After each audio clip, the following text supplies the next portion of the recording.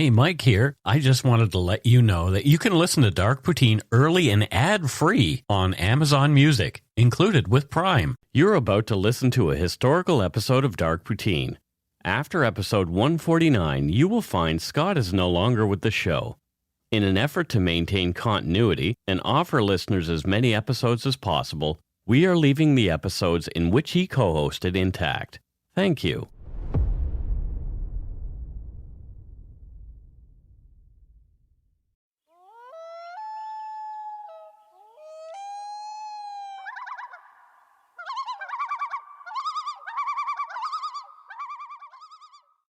Welcome to this very special episode of Dark Poutine. I'm Mike Brown, creator and host.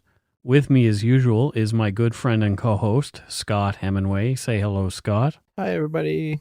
The views, information, and opinions expressed during the Dark Poutine podcast are solely those of the producer and do not necessarily represent those of CuriousCast, its affiliate Global News, nor their parent company, Chorus Entertainment. Dark Poutine is not for the faint of heart or squeamish. Listener discretion is strongly advised. We're not experts on the topics we present, nor are we journalists. We're two ordinary Canadians chatting about crime and the dark side of history. Let's get to it. Put on your toque, grab yourself a double-double and a Nanaimo bar. It's time to scarf down some Dark Poutine.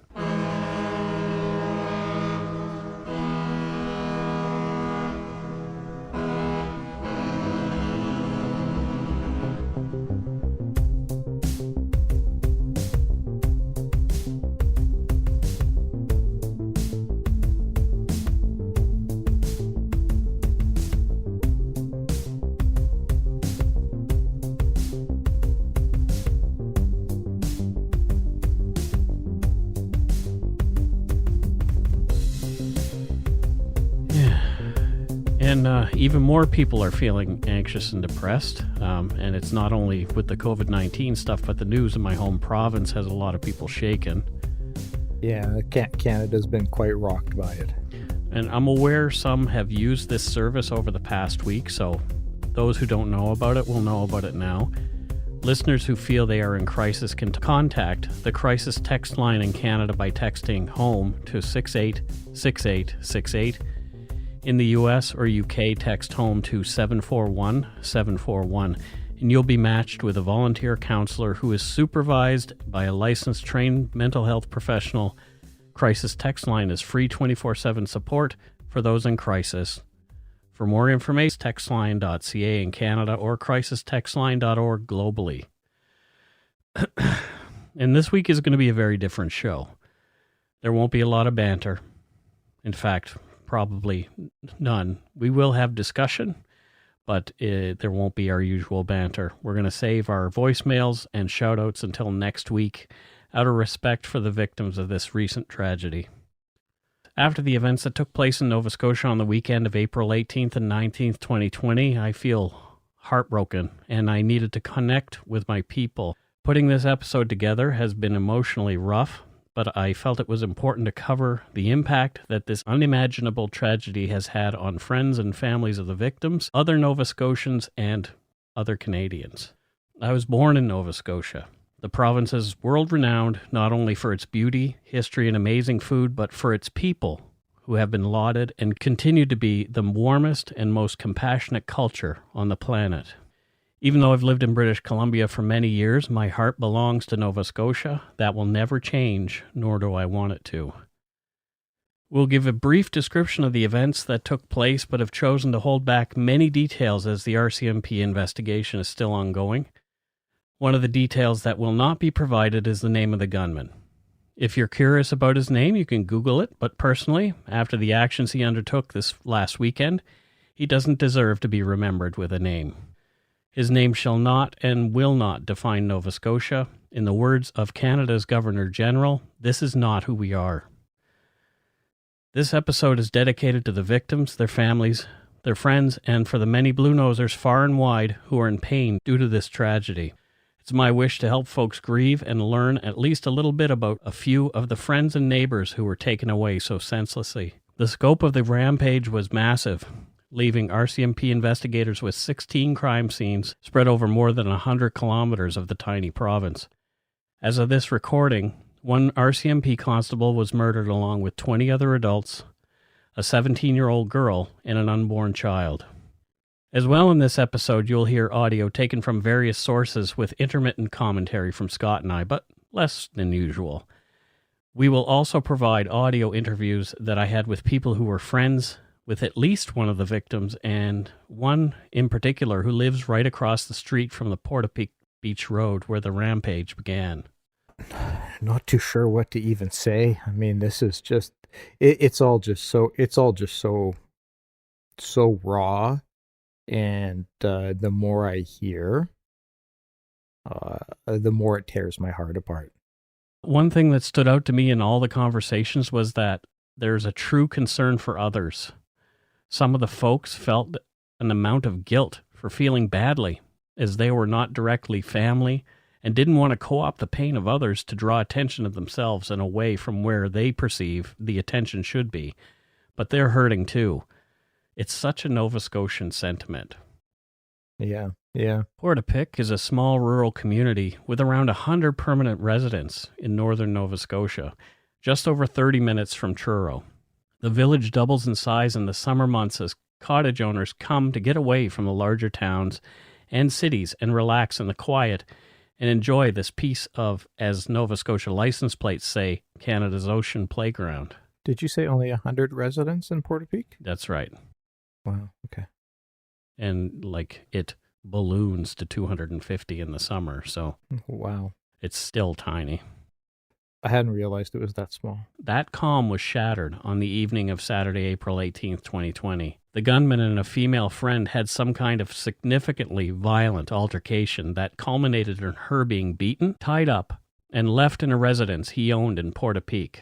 In a news conference on Friday, April 24th, 2020, Royal Canadian Mounted Police Superintendent Darren Campbell said in a press conference, quote, "She did manage to escape. That could well have been the catalyst of events." However, RCMP also said they were not ruling out premeditation on the gunman's part.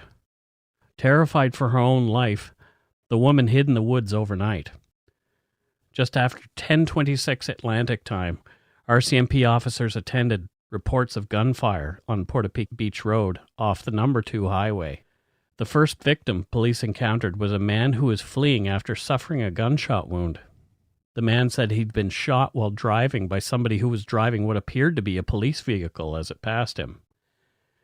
The vehicle was headed toward the beach, which is the only way in and out of the community.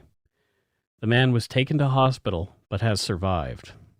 RCMP drove down toward the residences closer to the beach and found several bodies on the road and at least 3 structures on fire and fully engulfed in flames. The situation was larger than any of them could have imagined, and the confusion and concern was evident early on as first responders were on the scene at 10:40 p.m. Here's a clip of the first responders soon after they arrived to find the first gunshot victims, as some portions include long periods of silence and indecipherable transmissions. This has been edited for pacing and clarity.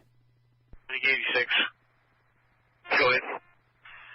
You guys still considering life flight or looking for life flight for this call? There possibly could be other victims down by the sea, but police are slowly bringing people out. So there's a structure fire. There's a person down there with a gun. They're still looking for him. The patient we have got shot by him. He was just down there observing the fire, checking out the fire. So there could be other patients around the fire that could be gone already, but we're not on shore. Police are staging at the end of the road there on the 2, not letting anyone down any further. But it's very vague what's going on down there, but there is for sure multiple patients down there. So want us to stage a couple after just in case.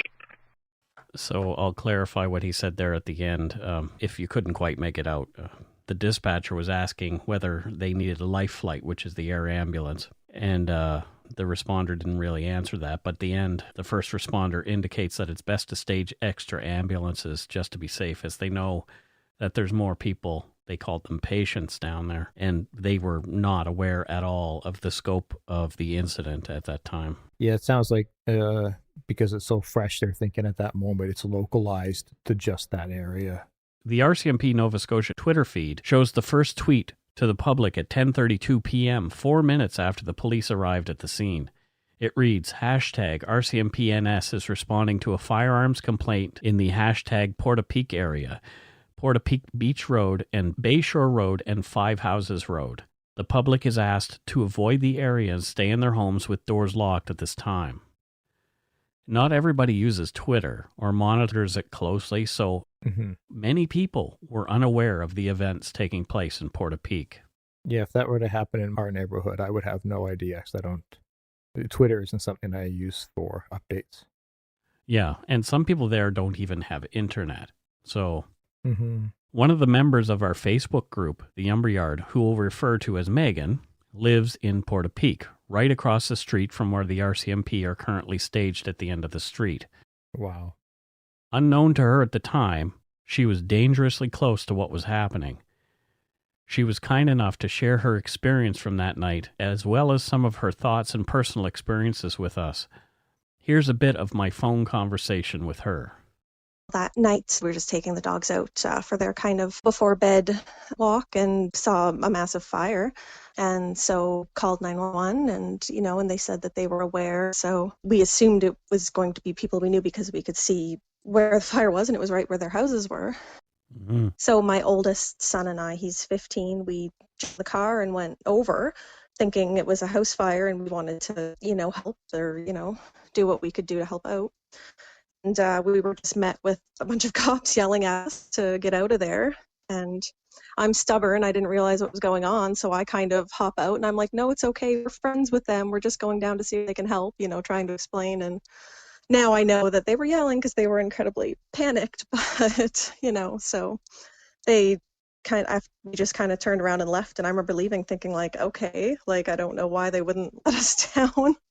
And, we got to the end of our driveway and heard a bunch of shots and things. And my brother called me almost immediately after that saying, like, get in your house, because he heard from a friend who had a police scanner what was going on. So my son and I just ran into our house. And that was how we found out. So it was scary. Where do you go? Do you go to your basement or? Well, actually, what we did was we went down, we came in. I took my youngest out of bed because, well, our back door doesn't even fully close, let alone have a lock on it. I mean, it just never seemed like a big deal, and the kids run in and out all the time. So, so my youngest's bedroom is kind of past that door. So I woke him up and I put him in my daughter's room with her. They're 9 and 12. And I basically just said, turn out the lights and lock your door. I need you guys to stay in here. There's a bad guy outside. I didn't want to say too much and scare them, but at the same time, I didn't want them to come out. Then my oldest, he's 15, my son and I, we kind of just, we weren't really sure what to do. So we just kind of shut the lights down and we went around kind of locking everything up and then just looking out the windows. It didn't occur to me till a couple hours later. I felt like it's so horrible that my daughter's bedroom window is facing the roses so they could see the fire and the lights and and all that. And it didn't occur to me at the time that they were looking out the window at everything.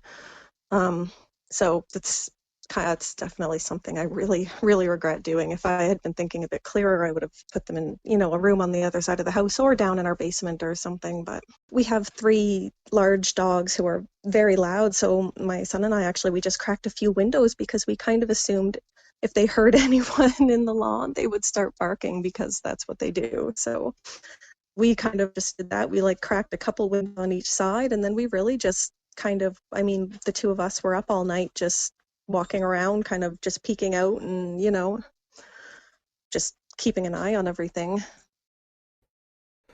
Holy shit. So, when you're dealing with a township of 100 people, I can only imagine that she must have known the family, the resident. You know everybody. You know literally everyone there. So she would have known who it was whose home was on fire at that point, at least. Holy shit. Wow. Megan and I talked a bit about how much she knew about what had gone on, but the police had been tight-lipped about the facts up to that point, even with residents in the area. Mm-hmm. As one would expect, there have been lots of rumors by well-meaning folks just trying to fill in the gaps of information. Yeah. Megan did not want to give any bad information. Here's our next clip. It's hard because my kids would like to go down because they were friends with, people down there, and they want to go, see, and they want to know whose houses are gone so they can, do something for people. And it does kind of make it hard that we can't go down. Yeah. I mean, and it's even something as simple as the fact that normally we would walk our dogs down that way to the beach. And so it's like, it's strange just having that police presence kind of blocking off that whole side. It's strange. And we'll talk to Megan a bit more later. You can hear numbness in her. Like, she's still pretty seemingly calm, but you can tell that this is somebody who's still, like, this is all so fresh. Yeah. You haven't had time to fully process it and know, and just let it sink into you and take its toll on you. I mean, my God, I just keep thinking about how small that is. Yes. And her kids knowing residents and who's maybe affected. Was there any talk about how many homes were burnt in that area? At least 3. In that area, in Portapique? Okay. Mm-hmm. Wow. We'll get into more about how she's feeling later on. Yeah, okay. Early on, police learned of a suspect who would later be identified as the gunman. His home and garages were burning there, as well as 2 replica police cars. Police continued to look for the shooter in the 2 square mile area throughout the night. RCMP have not said so, but they may have reasonably assumed that the man set his properties ablaze and then had taken his own life inside. Which I think that's a pretty reasonable assumption. But that's not what happened. At 6:30 in the morning, as the sun came up, the woman who'd been hiding in the woods, the companion of his who he'd beaten up and tied up and she'd somehow escaped, emerged from the woods and contacted police. She told them about the gunman and that he had a number of firearms, pistols, and long-barreled weapons. She told them that he may be wearing an RCMP uniform and driving a car that was an exact replica of an RCMP cruiser. Almost 9 hours had passed with no sign of the gunman. There had been reports, as of this writing, that a police vehicle had been seen driving through a field at some point that night. At 8:55 a.m., police identified the suspected gunman over Twitter, putting out a bolo to all police agencies in the province. As well as victims found inside and outside some of the Portapique homes, police later discovered murdered residents in the rubble of some of the burned-out homes. As of this recording, it has been confirmed that 13 people lost their lives in Portapique in what has been called the first cluster of shootings. Those people are Lisa McCully. She was a 49-year-old school teacher at DeBert Elementary and the mother of 2 children. It was later revealed that she lived on a property previously owned by the gunman. She was well-loved as a fun-loving, creative, energetic, and giving person. Jamie and Greg Blair. They, quote, ran a firm that provides service and sales and installation of natural gas and propane units. Their 2 young sons, 12 and 10, hid in the house as their parents were being murdered. Later escaping to a neighbor's house, the boys are now in the care of their grandparents. Joanne Thomas and John Zahl. They had lived in Albuquerque, New Mexico for a couple of decades before moving back to Nova Scotia, where Joanne was from. A GoFundMe page set up for their 2 sons says both of them were volunteers at St. James Presbyterian Church often, and Joanne was the head of the Laundry Project, a non-profit group that helps people in need to have clean laundry. Peter and Joy Bond, a retired couple, are mourned by their extended family, including 2 sons, Harry and Corrie, who live in Lunenburg County, where I'm from. Members of an off-road group called 6 Pounders chapter that Harry is the captain of are heading up the GoFundMe campaign to cover the family's expenses for the next little while. Dawn, Madsen, and Frank Gulenchyn. They'd recently retired to Nova Scotia from Oshawa after Dawn retired from work in a long-term care facility. They dreamt of moving to Nova Scotia, and these were supposed to be their golden years. Jolene Oliver, 39, Aaron Tuck, 45, and 17-year-old Emily Tuck. The gunman murdered the family of 3 in their home. Emily has been described as a spark plug, full of creative energy. She was the youngest of all of the victims. She was learning to fix cars with her dad and even knew how to weld. She also played violin, or fiddle as we East Coasters call it. Recently, musical Nova Scotians, to stay connected and entertain others, have taken to Facebook, creating a group called Ultimate Online Nova Scotia Kitchen Party COVID-19 Edition. Emily's dad, Aaron, uploaded a video of her in their home, wearing pajama pants, socks, and a Back to the Future t-shirt, as she played a song on her fiddle called In Memory of Herbie McLeod, written by the late Cape Breton fiddler Jerry Holland. This was the first song she'd learned to play. The video has been shared many times. In the video, proud dad Aaron can be heard off camera saying, your contribution to the COVID-19 kitchen party, to which Emily responds, Herbie McLeod, and begins to fiddle. When she's done the sad song, Emily looks into the camera playfully and says, There's some fiddle for you. There's some fiddle for you.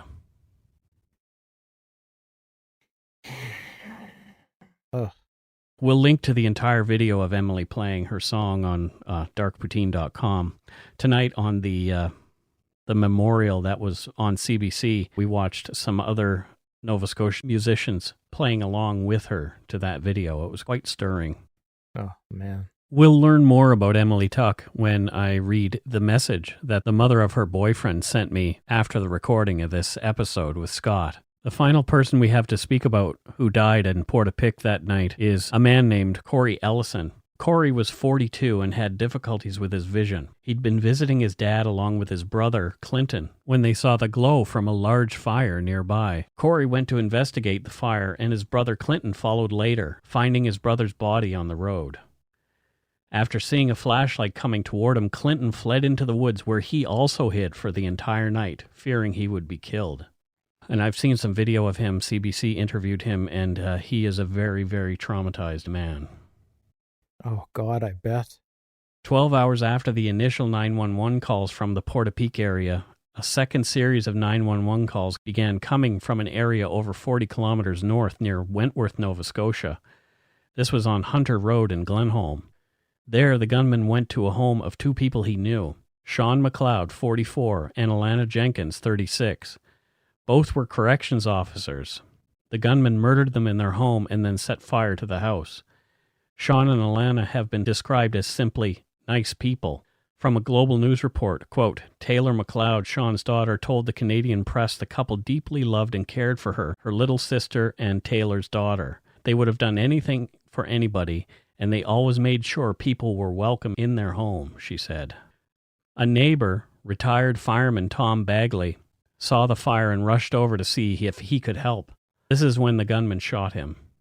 Bagley has been described as someone who was always willing to help, and it was surprising to none that knew him that he died trying to help someone else. The gunman then drove to another home on Highway 4, where he knocked on the door. The people there knew him but did not answer. They called 911, letting dispatchers know that he had driven away in what appeared to be a police vehicle and been carrying a long-barreled firearm. Wow. The gunman drove south along Highway 4 where he spotted Lillian Hyslop out for a morning walk. The gunman shot Lillian dead and left her on the roadside. She was unknown to him.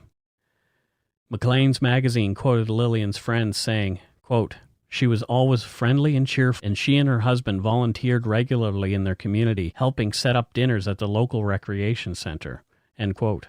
The gunman continued south. In 2 separate incidents, he used his fake cruiser and RCMP uniform to pull over 2 cars, murdering the drivers of each. One of the victims from the fake police stops was 55-year-old VON nurse Heather O'Brien. Her daughter, Darcy Dobson, wrote in a public Facebook post, quote, a monster murdered my mother today. Murdered her without a second thought. The pain comes and goes in waves. I feel like I'm outside of my own body. This can't be real.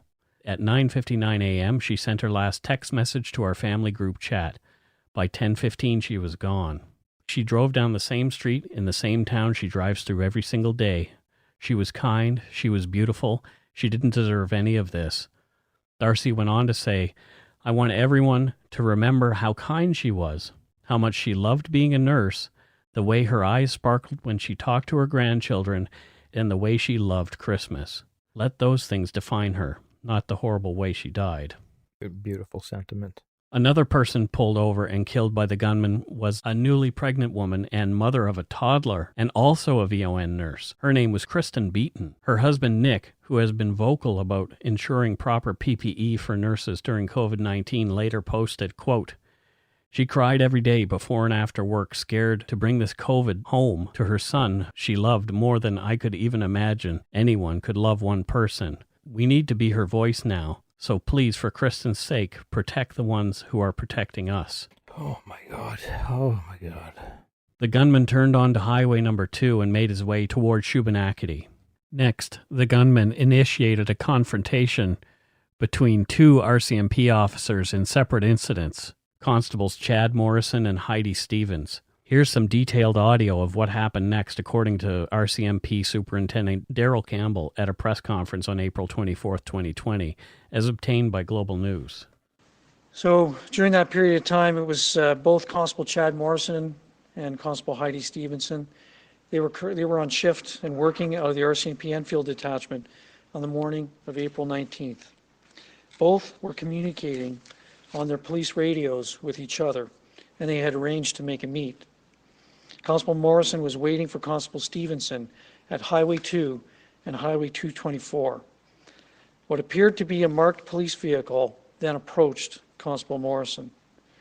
As they had prearranged to meet at that location, Constable Morrison thought that the vehicle was Constable Stevenson.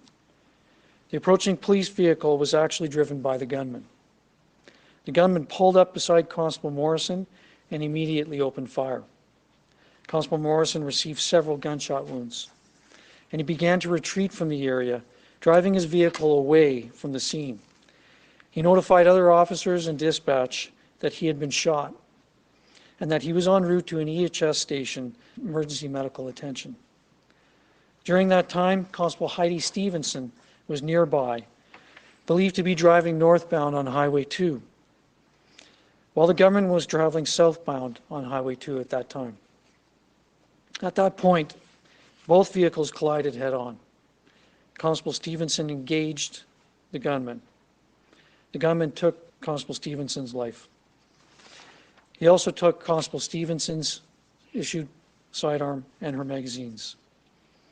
A passerby had stopped and was fatally shot by the gunman. This was Joey Weber. He'd just gone out to run some errands for his family, which includes 3 young daughters. The gunman set both Constable Stevenson's vehicle and the replica police vehicle on fire. He left the scene driving south on Highway 224 in the passerby's vehicle, which was described as a silver SUV. The gunman traveled south on Highway 224 for a very short distance, where he entered the home on the east side of Highway 224. That home happened to be the home of a woman known to the gunman. This was Gina Goulet. She was a 54-year-old mother and denturist from Shubenacadie, Nova Scotia. The gunman shot and killed that female resident. The gunman then removed the police clothing that he was wearing at the time and transferred his weapons to the female victim's vehicle, which was a red Mazda 3. The gunman traveled south on Highway 224, coming to the big stop Irving in Enfield. While he's at the gas pumps, one of our tactical resources came to the gas station to refuel their vehicle. When the officer exited the vehicle, there was an encounter, and the gunman was shot and killed by police at 11:26 in the morning. The distance that the gunman had traveled from the first shooting of Constable Morrison to the encounter with police at the big stop was approximately 23 kilometers. Oh, holy shit. I can't even fathom. Here, Constable Morrison sees this other car coming because he's arranged a meetup with Heidi Stevenson. Mm-hmm. And it's not her at all. It's the gunman who just immediately opens fire on him. And I don't know how he got away, but good for him. Yeah, there seems to be a lot of confidence in the killer. Mm-hmm. He seems to not have a lot of fear about getting up. I guess that's part of being in a police vehicle. Wearing a police uniform, you really feel like, while I'm in this uniform and vehicle, I can do what I want. People will think I'm an officer. Yep. And so, wow, he's just completely reckless, not caring about who. He just seemingly just doesn't give a shit who he kills. He may have targets, but in between targets, like he doesn't. He's just killing indiscriminately, because there's no need to pull people over and shoot them. No, and no reason to shoot somebody out walking. You know. Yeah, like these people aren't in his way. They're not. Heidi Stevenson, the RCMP officer who died, was a 23-year veteran of the RCMP. And along with her regular duties, she had participated in many special RCMP-related events, including being involved with the musical Ride. She was also an athlete, a wife, a daughter, and a proud mother. Born on July 11, 1971, Heidi grew up in Antigonish, Nova Scotia. She had been active in the 4-H club when she was young. Her obituary reads, Heidi loved her chosen career. There was no doubt in her mind when she graduated from Acadia that her next step was going to be the RCMP.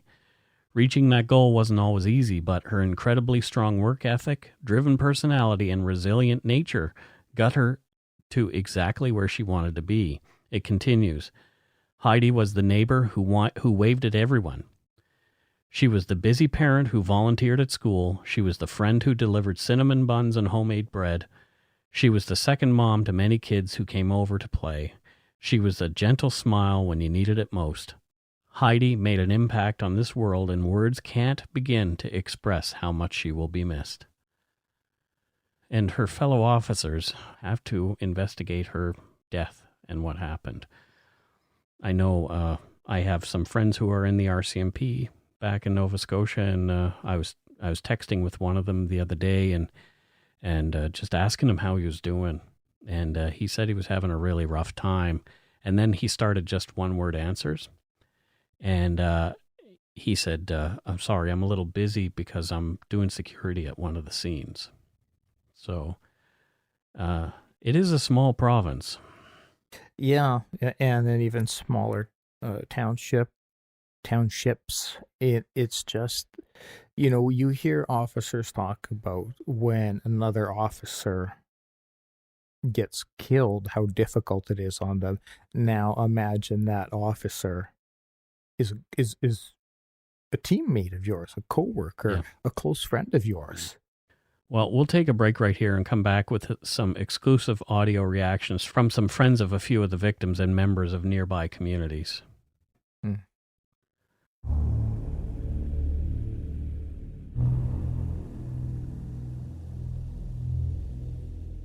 And we're back. First, let's hear some more from Megan. As I heard the gunman owned property in the area, I asked her whether she'd known him. Here's what she had to say. I knew him to wave at him, but I didn't really know him, just Yep. One of those people you see around that you know and you'd say hi, but I didn't really know him, no. But still, it's someone in your community, and you never think that someone in your community is going to murder your friends. Yeah, exactly. And to still think that it's somebody you know enough to recognize and wave to. Yeah. Like it's not a stranger. No. There's still some level of connection, no matter how small it is, that is quite impactful. You would not be thinking that another member of your wonderful, peaceful little community is going to go about conducting such a horrible crime. Next, Megan and I had a conversation about how her children, who are 9, 12, and 15, are dealing with the traumatic events that happened so close to home. How are your kids doing with all this? Yeah, I think all three of them are kind of different, and actually I have my two stepchildren as well. Like my husband and I have 5 in total. They live in Debert, about 20 minutes away, and we're also quite close and pretty badly affected as well. So it kind of got everybody. My guys here, my oldest son lost his friend Emily. Here, Megan's referring to Emily Tuck, the 17-year-old girl who lost her life with her parents. They were close. Like she, it's always kind of like a fixture around. And it was pretty sad. I know until we found out about her, he had been kind of walking like over and talking to the cops and wasn't really getting any information. But I was really lucky because actually I believe it was a cousin of hers from out west somewhere actually took the time to call me to let me know when they found out, which was really nice. So he's sad. His best friend since they were little kids was Emily's boyfriend. So the three of them were, kind of just that was like their group. Yeah, like a trio. Yeah, teenagers. So, the three of them were always around. And I know it's been, Damien is Emily's boyfriend name. It's been really hard on them, on Remy and Damien. So I think with them, he was really angry at first and now it's just sad. They're a bit older, so it's different. My daughter was really good friends with Lisa's daughter, Alex. Here, Megan is referring to Lisa McCully, who was the teacher who taught elementary school in nearby DeBert. My daughter, Tia, was over there a lot. Like, her and Alex were together all the time. I mean, so Tia was kind of a fixture at Lisa's house. So I think it's been really difficult to understand for her. She hasn't been able to get in contact with us yet. So she's worried, but I think there's also kind of like I think a loss of like a sense of security as well. So it's kind of both things. It's trying to process that, this happened to her friend and this happened to this woman that she was, close to. Lisa told me, I don't know how many times, that Tia was just like a second daughter and she loved having another girl in the house and, and then on top of that, she also has this thing that happened and, doesn't really feel safe. So it's been difficult. And then with the COVID-19, she can't go, I can't bring her friends over or anything like that to help her out. So it's hard. Yeah. It's such a double whammy for everybody. Yeah. It's so much more to process than just having someone pass away, which is horrible enough. Mm-hmm. I know my youngest, my 9-year-old, he's kind of like the first night, I mean, he was obviously pretty worried. And it's kind of funny because he seems mostly like he'll go, 3 or 4 hours and he'll be his normal self and like, acting like nothing happened. And then he'll ask a question about something and then he'll get kind of, weepy and be upset for 15 minutes. And then it's almost like he snaps out of it and he's himself again for a couple hours. But then it's kind of like hitting him in these like waves almost, if that makes sense. It's like he has these little bits. Yep. And then he's upset and then he kind of goes about and plays, but he hasn't been playing outside. He's not going outside since it happened. And he's been sleeping in our living room because he doesn't want to sleep in his room. So I think it's the same. He's not feeling like he's secure. It doesn't help. My husband works out of province and he's up in Northern Ontario in forestry. So he wasn't here. So I think that was really hard on my youngest as well. It's different not having your, like your dad there, like who's the person who normally, I don't think I inspired as much confidence maybe as he would have. I mean, they've been talking on the phone lots and they've got plans to beef up our home security. So we'll see how that goes. My youngest thinks we need to install lasers, but we've been telling him it's not that realistic. Oh.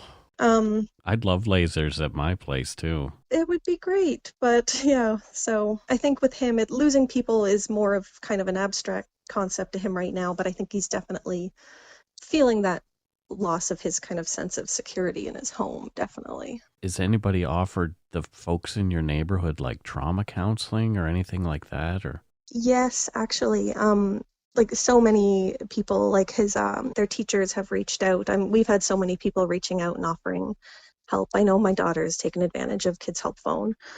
And no, actually, I mean, geez, the guy installing our solar panels next spring heard it on the news and gave us a call. I mean, we've like so many people that I wouldn't have expected to reach out have reached out. And so it's been, everyone's been really supportive. Yeah, you mentioned there being a double whammy in there, and it hasn't even really crossed my mind how that impacts this tragedy. Because these are the times when you really need to go be with people, be with friends, and commiserate together and share and cry together, and you can't. Megan and I talk about that a bit in the next clip. But great. The one thing that stood out to me is I know what Nova Scotians are like. There would be somebody in your kitchen with a bottle of rum or something like that, and you know, everybody would have a good cry together and a few drinks or whatever. There would be a lot of togetherness at a time like this, especially in a place like Nova Scotia where everybody is so close and so kind and so caring. People would be in your house all the time. You know, it would. Yeah, I always hear about how Canadians are so nice and kind, but I hear like Nova Scotia is like next level kindness. Yeah, but we'll hear a little more here about how COVID-19 has affected her in her grief and affecting the community. Mm-hmm. The isolation thing is strange. I mean, like I said, my husband works in Northern Ontario, so he only left a little while ago, so we're actually still we are supposed to be completely isolated because I mean, we live with him, obviously. So, even my sister came and dropped us off a cooler full of cooked meals, which was amazing. But it's hard because she has to kind of leave it in our driveway, and you know. And like I said, everyone has been very supportive, and it's been great in that sense. But the whole isolation thing is still. It feels like we should be gathering with lots of people, and it's just not happening. So it feels a bit strange to not. And that's, I guess, like the natural reaction is that's normally what we would do. And it's weird because we can't. So in one sense, I guess I was kind of okay with it because I'm kind of glad that my kids aren't hearing stuff because I've been trying to keep them away from the news. And I feel like if we were around, they'd have heard more about it. But in the other sense, I mean, you know, they can't have their family over to be with them. So it's tough. I would guess her husband can't even just say, "Oh shit, I got to fly back," because if his job has him around other people, he'd have to be quarantined before coming back. That's right. He'd have to quarantine at home, probably in another room, and a whole other layer of challenge where because your want is to just rush and support your family members. Yep. And not even being able to do that. Holy shit. I asked Megan what she thinks life looks like after this. Honestly, I have no idea. Like I said, people like my family has been great in dropping us off meals. And I think short term, we're just going to have, you know, take our time at home. The thing is it's kind of hard to make plans or kind of, I guess, figure out where we're going from here right now. Just because we don't really know where the world is going right now. So it's kind of tough. My God. Yep. Although I've never been to Portapique myself, I've been in the area many times. It's really beautiful. And I asked Megan to describe Portapique for anybody who may not have ever been there and is thinking about visiting at some point.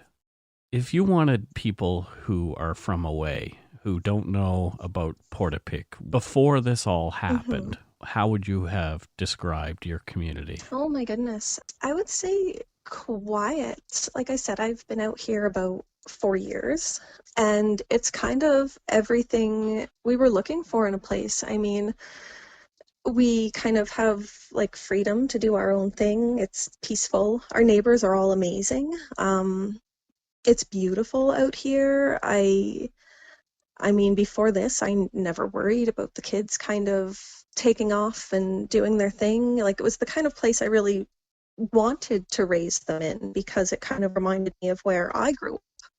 You know, like, I like that they could go walk to the beach, and I like that our house is surrounded by woods, and I guess it was a really kind of lovely family place, and it was quiet, which is really what we were looking for was a quiet place where we could have lots of animals and kind of just do our own thing, It was just very free, I suppose. But it's a beautiful, beautiful place. I don't think there's going to be quite as many long rambles the kids go on. I will be accompanying them, I think, for quite a while. There's never been anything like this in Nova Scotia or pretty much anywhere else. In a million years, I never, ever would have thought, it just was not something that could have happened.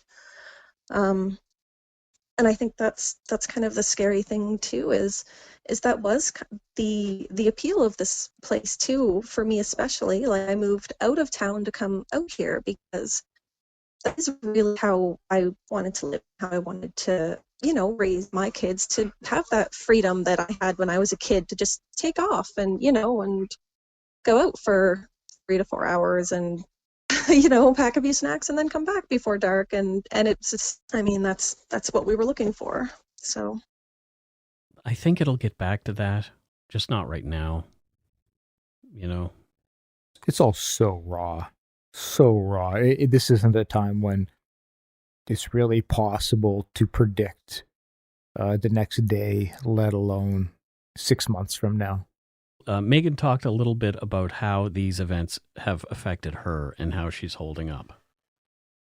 I see people's pictures on the news and it feels like it's not really real. Like, it almost feels like we're not in real life right now. So yeah. It was this awful thing, and I don't think it's really sunk in. And I don't think that's just us. I think for a lot of people around here, it kind of still doesn't feel like it's real what's going on. So there's a lot of processing left to do, I think.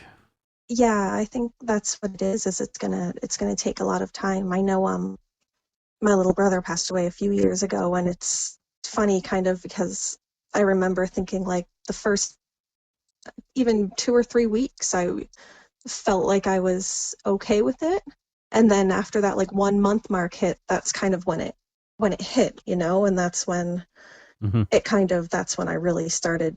It was bad and I was grieving and all that. So I'm thinking maybe this might be kind of how it was with my brother. Like, it's, it just doesn't feel like it's happening, but I know at some point it's going to hit, and it's going to hit the kids, and it's, and that's going to happen, and we're going to have to deal with it at that point. Yeah. So I'm just trying to kind of, I guess, make sure the foundations are in place now so that when we're really kind of feeling that hit, that we can deal with it better.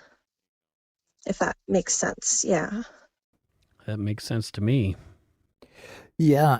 And she's spot on, because soon after a trauma, your brain is just in triage. It's hyper focused on, what do I need to do to get this done, and what about my kids, and what about this. It's not until things settle down, be it weeks or months, once all of the police presence is gone, once all the police tape is down, once the media is all left, and regular life starts to kick back in, that's when it hits. That's when it hits, because you're not in this coping phase. You're in this phase of real life is coming back in, and now I have to actually process. Now I have to actually deal with all of this. And I think it's her brother passing is a great comparison. In our last clip with Megan, she talks about her friend, Lisa McCully, the school teacher who was murdered by the gunman that night. She was her close friend. I'm sure you've seen like lots of stuff about her on social media and the news, but she really was like the most amazing, positive person you could have met. I'm realizing more and more like that. I feel like the way I feel like she somehow, and I don't know how she ever found the time, but I feel like she somehow gave like 100% of herself all the time to every person. It's so hard to even describe her. Like, I have bad social anxiety. And I know sometimes I probably come across maybe as like standoffish, but the first time she came over and talked to me and I was kind of standing off by myself, and she just walks up and starts talking, and she's so intuitive and she's so friendly, and I feel like she just kind of knows exactly what to do. Our kids, my son and her son played sports together, and our daughters actually both played sports together as well, hockey and volleyball. And she was so great because she knew being at the rink was hard for me sometimes because the noise and stuff, it wasn't always a comfortable place for me to be. And she would just walk up and she'd look at me and she'd be like, this is a space day. And she'd know like I kind of needed to sit by myself. And then she'd walk up and she'd look at me and she's like, oh, okay. And then she'd know I was fine and she'd sit and talk to me and it was great, She was so like, she was just so understanding and intuitive of everything. And I'm realizing kind of seeing all these posts that she never wasn't fully giving what she had. Halloween's my favorite holiday, and the last 3 Halloweens she spent with my family. Like her and her kids would come to my father-in-law's house and we'd all go trick-or-treating together, and it was always like kind of our tradition. It was a lot of fun, and it was nice having that person that you knew was so supportive and so wonderful, and that I could call up at any time and she'd always be like right there and enthusiastic about talking about whatever or doing whatever. And it didn't matter what idea you threw at her, or it was always the best, let's do it. You know what I mean? Like, so yeah, she was really, really wonderful. She sounds like a great friend. She was, and like I said, she was such a great friend to everybody. I don't know how honestly she had the time in a day to do this. And I know sometimes, especially sometimes after someone passes and everybody kind of lauds them and stuff, but she really was just such a strong force everywhere she went.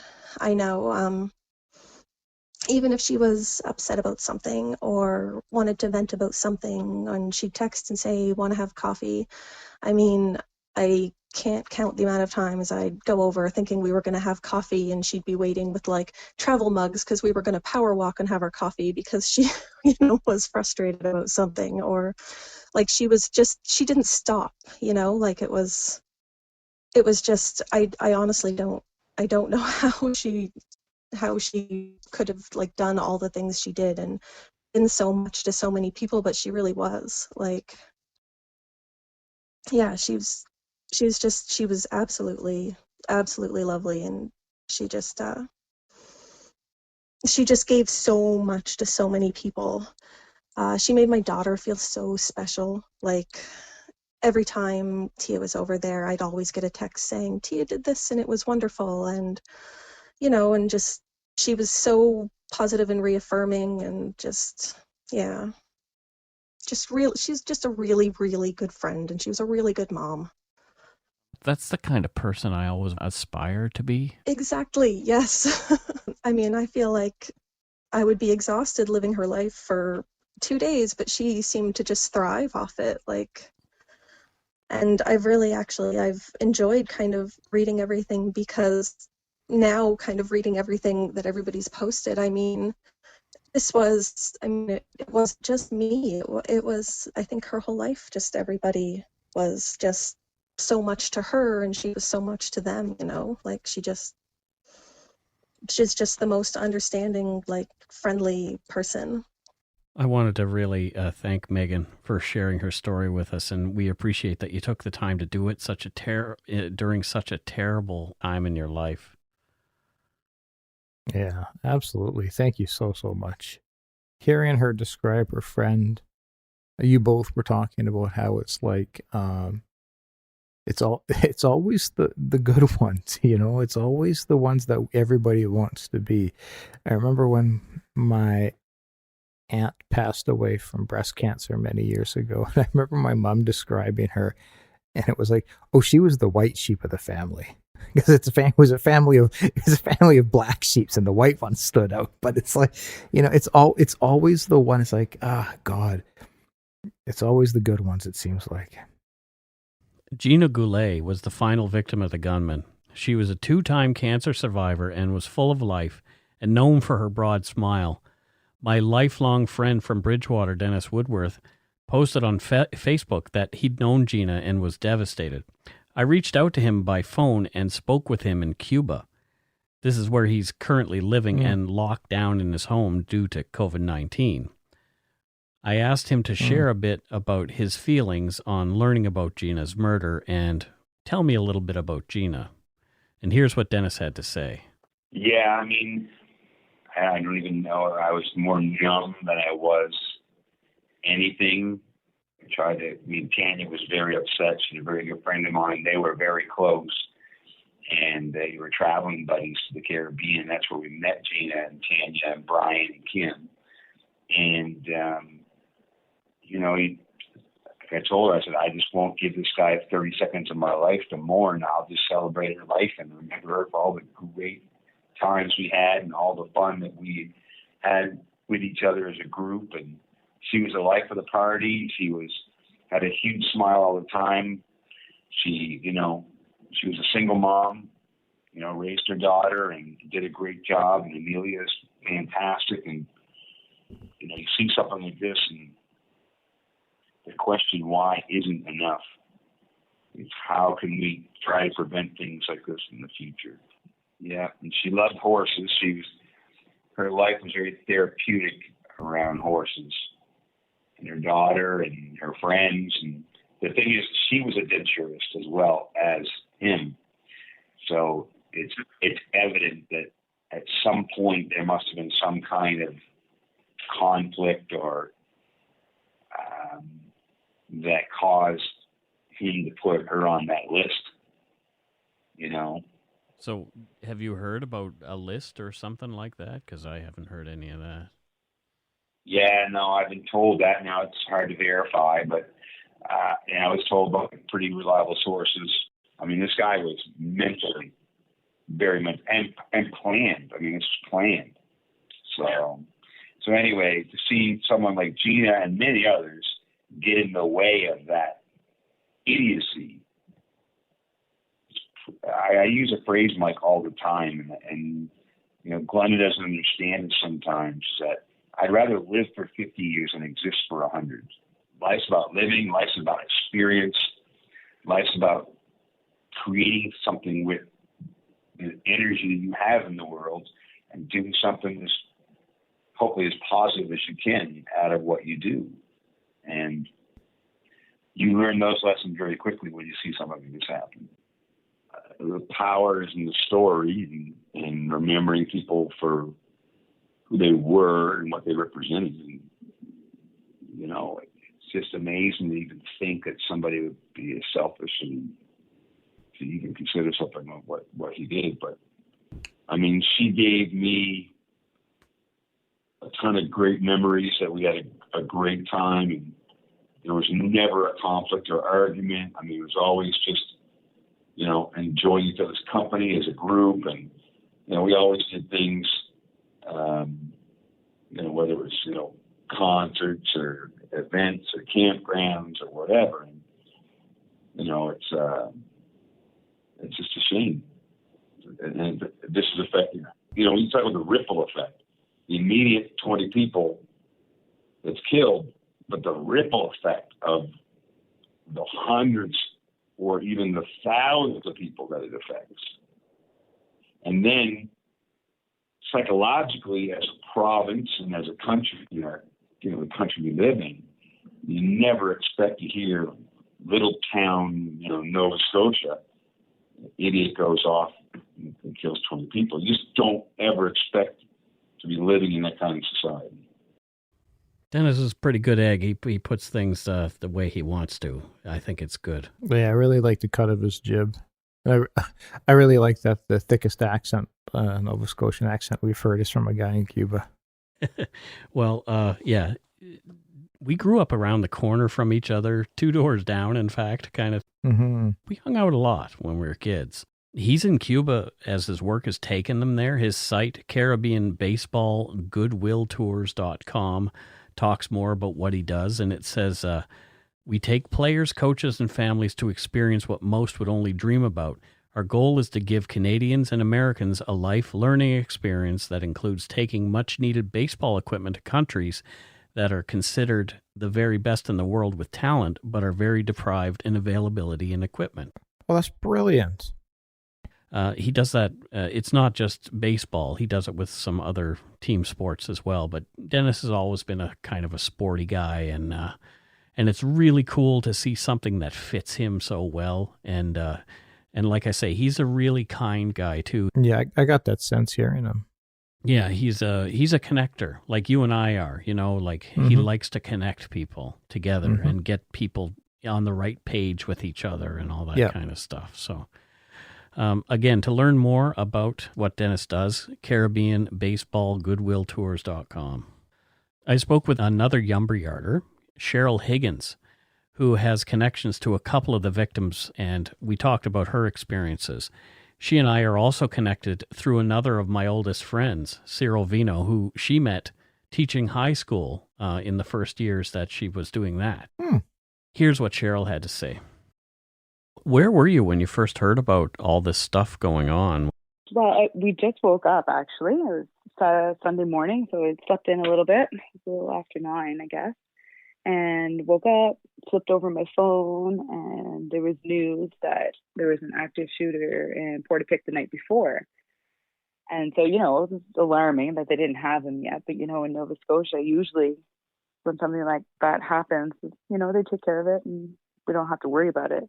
So I didn't really give it, I paid attention to it and I was a little concerned, but I didn't really think that it was in my backyard.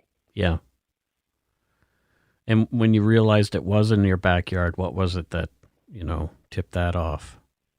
Well, I think that we had decided to just take a quick trip to the pharmacy. I didn't think that we were in, any danger to go do that. So that was actually the first time I'd gone into a store, since the COVID lockdown. So I was already kind of on edge from there. But I had, it was a 5-minute drive really between my house and there that we became aware of how close the situation was, messages from friends that there were helicopters searching. And then I was in the pharmacy and they locked down the pharmacy and I was like, oh, okay, this is not good. Yeah, that's scary. Pretty quick drive home after that. Yeah. And then when you started to hear, did you start to hear on the news about things first, or was it other people messaging you to tell you that things were going on? Social media mostly. Things were popping up there. And, the RCMP Twitter was updating, and we could hear sirens from our living room. So we live, pretty close to the highway. So you could hear the sirens. Whew, indeed. Cheryl, too, talked to me about how COVID-19 has added an extra layer to making things harder to deal with. Nova Scotians just want to love each other at times like this and be closer to families and grieve together. Here's what she had to say. My mom said to me last night, my dad passed away 2 years ago, so she's living alone in Cape Breton. And it's, especially right now, we just want to be together, and we can't do that. Yeah. Cheryl is also close with Tom Bagley's daughter, and Tom Bagley was the fireman who ran toward Sean McLeod and Alanna Jenkins' home as it was on fire and was shot dead by the gunman. Cheryl contacted Charlene to let her know that we were going to chat, and Charlene wrote a message for us, and here's Cheryl reading it to us. I asked her what she wanted people to know, and her response was, he was the type of person who would give their shirt off their back, as they say. He loved to make people laugh. He always wanted to help someone. He loved us all so much. His grandkids were his life. He was so proud of them. He made any guy I dated have huge shoes to fill. He made me see what a real husband and father should be. He did everything to make my mother's life easier. He loved her so much. He was always my hero. It makes me so proud to see that everyone else sees it too. Holy shit. That's about as direct as it can get. Yeah. Wow. Cheryl also taught math to Emily Tuck, the 17-year-old victim of the shooting. So she knew her as well. Oh my God. Reasonably citing privacy concerns as Emily was a minor, and the way that Cheryl knew her, she shared a post that the school had put out about Emily, the gunman's teenage victim. Our school put out a post about her, and I thought that they kind of captured it nicely, that she was an intelligent, energetic, talented, and beautifully unique student. Spunky, I think, is a good word for her. You know, and she kind of defied the stereotypes by pursuing her dream of working in the construction industry, and still going to school. So that's something that I've just learned about her. I didn't actually know that she was doing that, which is so awesome. Cheryl and I talked about connections and how Nova Scotians are typically only 1 or 2 degrees of separation from each other. Yeah. Now, during these latest events, it's become more evident. Many of the victims are friends of friends. The scope of it has us all shaken. Cheryl sent me a link to a documentary made by a friend of hers, filmmaker Kara Jones Speaks. Kara's film, Familiar Stranger, is about an inspirational woman from Zimbabwe who came to Nova Scotia to pursue higher education against all odds and now fits right in with the other Bluenosers. Oh. I want to thank Cheryl, too, for sharing with us a little bit. Yeah, Cheryl, thank you. Holy cow, thank you. And I'm so sorry for what you're having to go through. A call went out to Nova Scotians near and far to light a candle for the victims of this awful thing the evening after. And interestingly, after the candles were lit, the sky responded with one of the most beautiful sunsets that many can recall, lighting itself afire with beautiful scarlet and purple hues. It's amazing. There were pictures all over Facebook of it. Oh, wow. Interestingly, tonight after the memorial that was on CBC, the sky did that again. Really? Yeah. So, I don't know. You know, I would like to think there's something to that. I don't know. I don't know if there is, but I would like to think that. Yeah, that's my sentiment as well. I'm not a believer in many things, but for whatever reason that happened, it's very serendipitous and needed. Yeah. I had a conversation with another Yumber Yarder who also lives in the area, and her name is Deb Barnhill, and she's actually quite a good friend of Carol's. They've created quite a friendship over Facebook. And she knows a number of people I went to high school with. And Deb talked about her feelings on the whole situations and has connections herself to a few of the victims. She talked to me about her daughter's experience during the rampage. We have teenage daughters, and one of our older one, when this whole COVID shut down school, she's having a hard time with not doing her regular, like she's a swim coach and a swim competitor and all that. So she wanted to do something that got her out of the house. So she went and got herself a job at Superstore, which is a great idea, right? Mm-hmm. So he dropped her off at work, and then she texted him and said, "We're on lockdown. There's somebody, you know, they locked the store down. There's bad stuff happening around town." And we were like, holy crap. So having your child out in the world when something like this is going on that was a very strange feeling. Like we knew that she was okay. We knew that they had taken proper action, but it kind of put another level on it. Like you realize, like, okay, I have one person I put out there, one kid. Like there were a lot of people who had their family out and about, out in the world, just doing what people need to do, who, you know, and this was happening basically in their backyard. It's just strange. Right. And she's fine. I mean, we talked to her. I was like, do you need to talk to somebody about this? Like, are you okay? She said, honestly, Mom, it was over so fast. I felt really taken care of. I think the most disturbing thing was that she was starting to hear rumors really quickly. And that happens at a small town.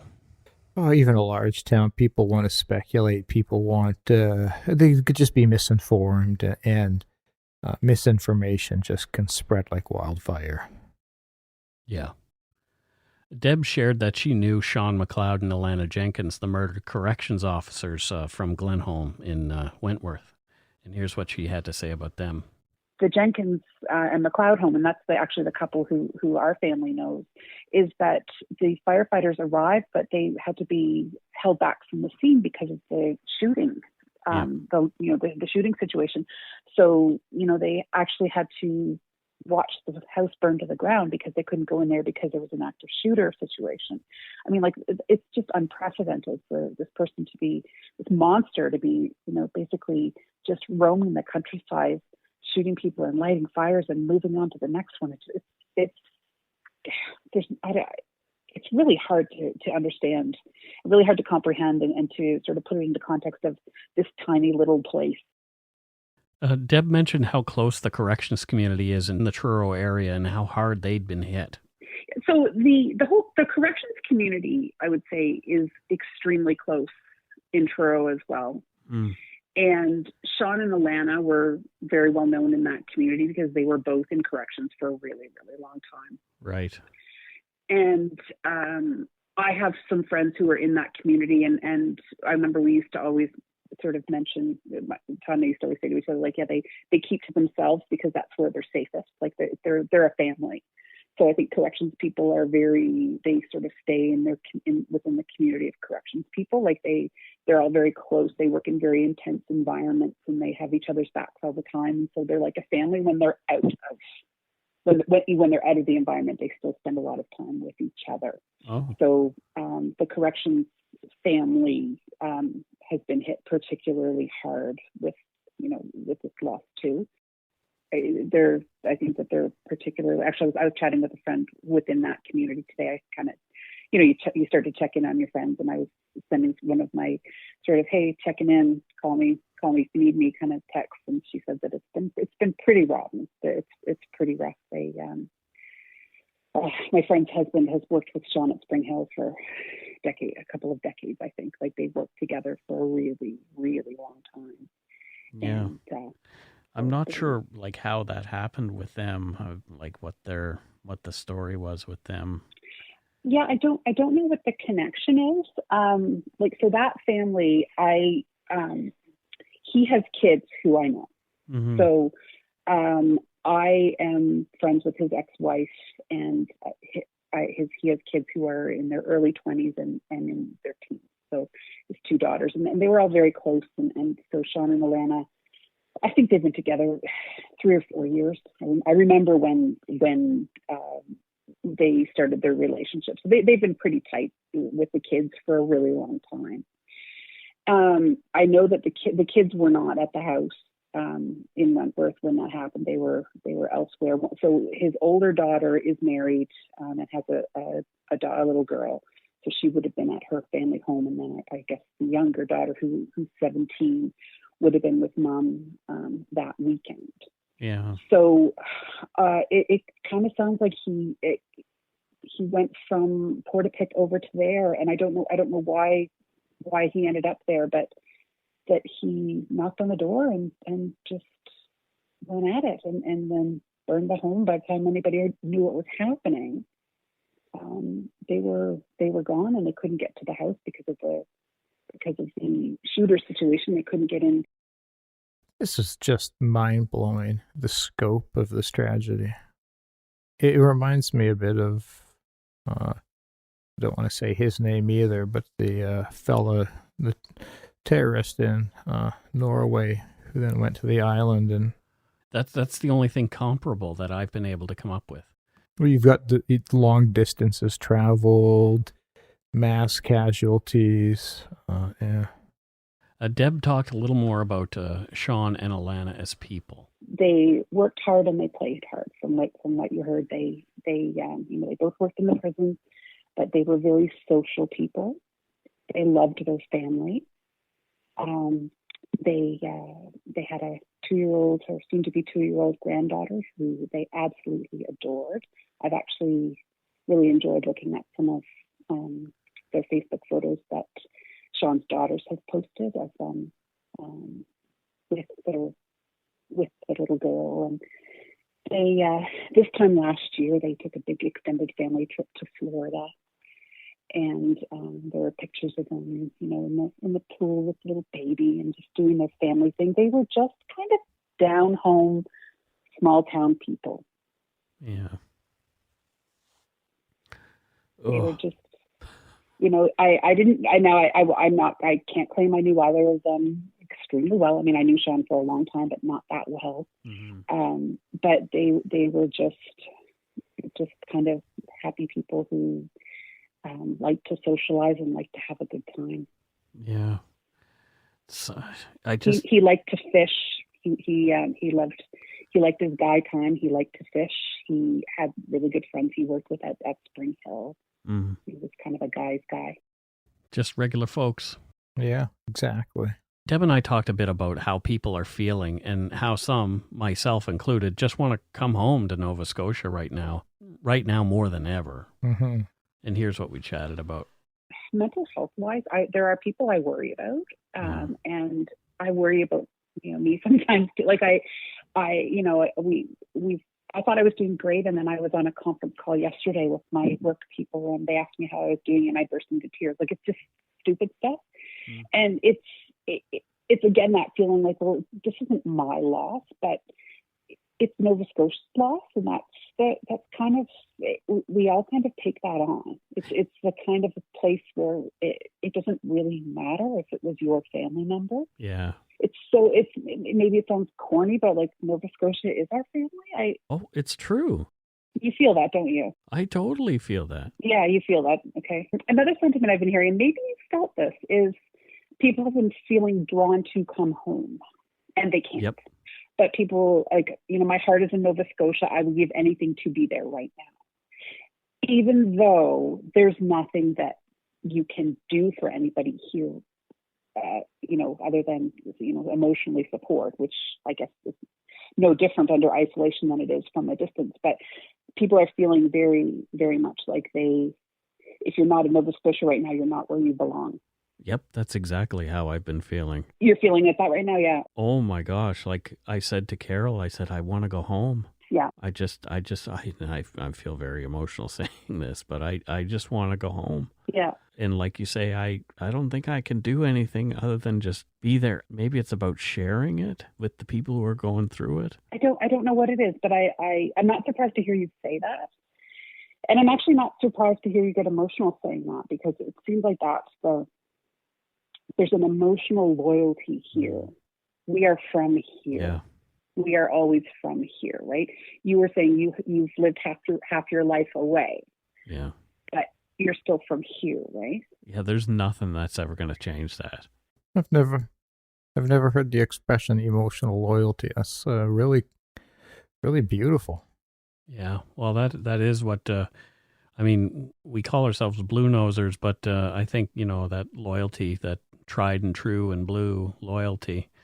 I've cried a couple of times watching, Niagara Falls be lit up in blue, and Banff, the church playing Farewell to Nova Scotia on the bells, and the CN Tower being lit up in blue, even though Leafs suck. And I had to slip that in there.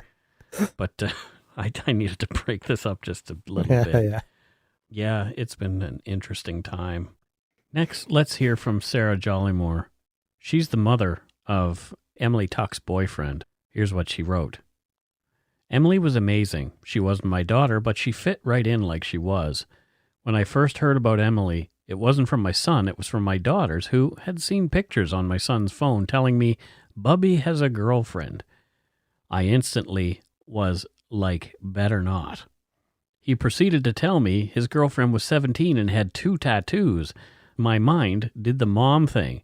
Say what? Oh, hell no. 17? You're 15. She has tattoos. What? I didn't realize how easily it was to fall in love with Emily. I met Emily. She came to our home after school. I instantly did the mom thing, asking a million questions. We had supper and she told me it was amazing. She never forgot to let me know she was thankful. I drove her home to meet her mom and dad. Her dad just reminded me of my dad. Big heart, rough around the edges, and just anything he had, he would be willing to give or share. He asked about my family, which we came to learn he knew, my grandfather, and had stayed with a cousin of mine over some time. Jolene just smiling and asking for me to come down any time and visit them. Aaron proceeded to tell me I had a good son and made him do wood for his supper. And he may be sore. Ha ha. Emily found a spot in my heart she loved with everything she had. She knew to make do with what you had. We don't have much either, and I think that's why Emily felt at home in my home. We have love, each other, and a door open for anyone to join. I hate that we will have the hardest time getting back to that. She was a pure delight to have in my home. If my son wasn't listening to me or giving me a hard time, She always would quickly make my son mind. She was always ready to help me in the kitchen. My 3 younger kids loved when she came over because she would play Minecraft with them, talk to them, just treated them like siblings she never had, no matter how annoying their brother taught them to be. I will never forget coming home and her in my kitchen making cupcakes for us all as I had an appointment in town. She was a girl that was a jack of all trades. She could cook, clean, play fiddle, work on dirt bikes, and carpentry. For Valentine's Day, she made my son a wooden card and a leather binding around the outside of the card. Tell me how many people have ever received a gift like that in their life. It was the most beautiful thing I have ever seen and so heartfelt. I could feel the love she had for my son. I'm glad he got to know that, and I am glad I got to see that. I am glad I got to know her and love her like my own. I was 17 when I had my son, so for me to see that much potential be just disregarded by a terrorist, it hurts so bad. I'm not quite sure if this is what you were looking for, but Emily was amazing. She was a lover and a fighter. She stuck up for everything and anyone who needed a voice who couldn't be heard. She was smart and sassy, which I loved. I try and find comfort knowing that they all went together, and that is how they all would have wanted it. They would have never wanted to leave this earth without the other. My heart broke and I threw up when my son said he was supposed to go down there Saturday. I miss them, and I hope they know how much my boy loved their Emily. My heart is broken. We can't make sense of this. We can't understand. I know we will come out of this stronger, but right now it feels like the healing will never end. Thank you so much, Sarah, for writing that. Thank you so much, Sarah, for taking the time to write that. It really means a lot that you were able to share something that I'm sure was really painful for you to write. Thank you, thank you, thank you. Also, I want to thank Deb, Cheryl, and Megan for sharing with us so deeply as well. Dennis, it was good to hear your voice. The RCMP have a lot of questions to answer about this incident, and I'm sure there's much more to come. Mm-hmm. A lot of armchair detectives have been taking them to task. Mm-hmm. People are wondering why the emergency alert system wasn't used sooner or at all, and they believe it could have saved lives. RCMP Superintendent Darren Campbell made a good point about the situation when asked if the gunman had been able to escape the area undetected and how that happened. Here's some audio of that.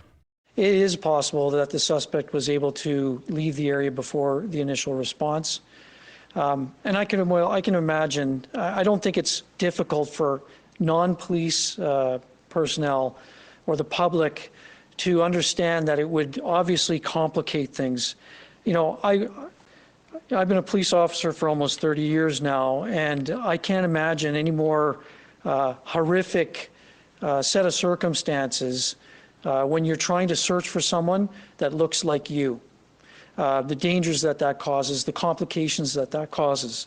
That obviously was an advantage that the suspect had on the police, that he had on the public, that he had on every person that he encountered through the course of his rampage.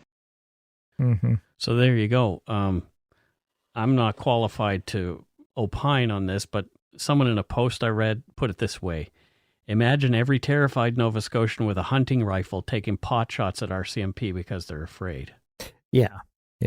It's a very unique circumstance, as in a lot of situations, I think there were opportunities where the RCMP could have done things differently and improved, but I think that they also were out there risking their life. Yep. In an example, somebody lost their life trying to prevent this individual. So we can't not hold people accountable for missed opportunities, but in the same vein, we have to remember that they were out there risking their life trying to capture this individual. Yeah. And also regarding gun control, there have been illusions made by investigators that the gunman's firearms were unregistered. Mm-hmm. So there will be endless debate about that for a long time to come, I think. Yeah.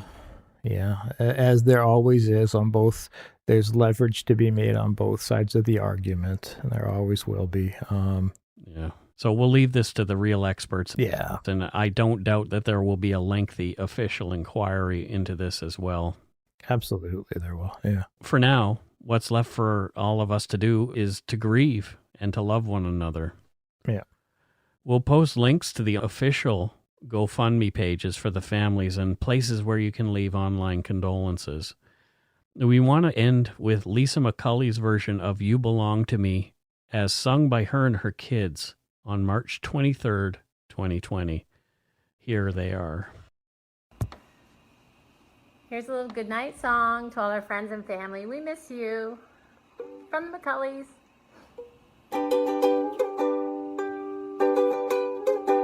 I know you belong to somebody new, but tonight you belong to me. Although we're apart, you're a part of my heart, but tonight you belong to me. Good night. As mentioned at the top of the show, our voicemails and Patreon shoutouts will keep till next week. We know you folks understand. Please hug your families and tell them all that you love them. Just do that for me, please. And don't forget to be a good egg and not a bad apple. Bye-bye, everybody.